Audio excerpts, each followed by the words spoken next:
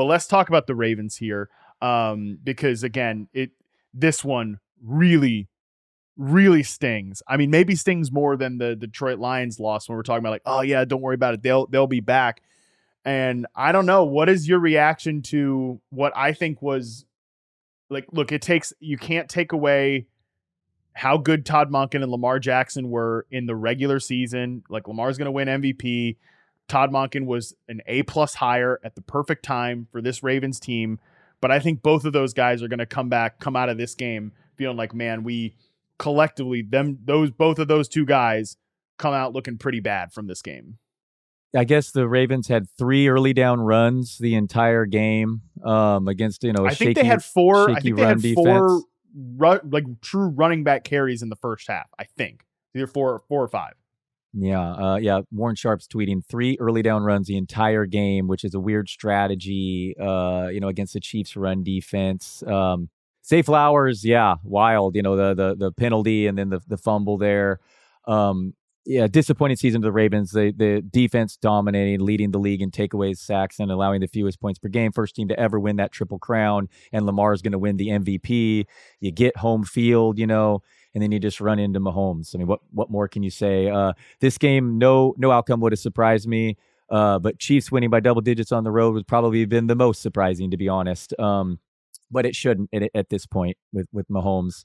An impressive performance. I know people are saying which team lost it more, the Lions or the Ravens, but they went up against two tough teams, and I don't know what else to say other than you're disappointed like crazy if you're a Ravens fan after that season they just had. They set the record for most double-digit wins against winning opponents this year. I mean, dominated the Niners in San Francisco.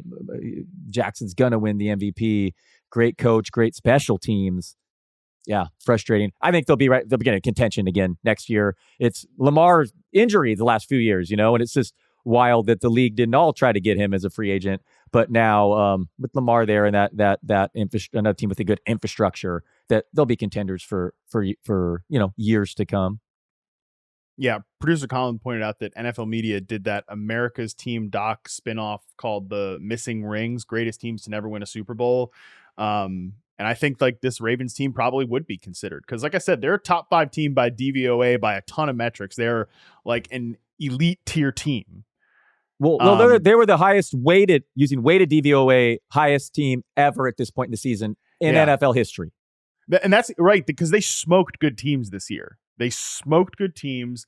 They demolished some of the best offenses in the NFL, scoreboard wise. Like they took it to the 49ers. They took it to the Lions. I mean, but they, like so many before them, they get to the end of the road and there's Pat Mahomes and there's Steve Spagnuolo and there's Andy Reid. There's the Chiefs. There's Travis Kelce, and like just can't get over it. Can't get over the hump. And I think that's why, like I said, you can't take away what Baltimore did in the regular season to evolve this offense and all of that. But it's when if they do this again next year in the regular season, just from like a true NFL perspective, it's going to feel really like hollow and like, okay, this is great, but talk to me in January. Talk to me when we get to the point, like, can you get it? And it's not even like, oh, Lamar can't win the big one or Lamar can't win big games. Like that's not what we're talking about here, but it's just like, can you beat Patrick Mahomes? Can you take them out of the AFC, not just the title game, because that seems like just a given, but can you go to the Super Bowl over them?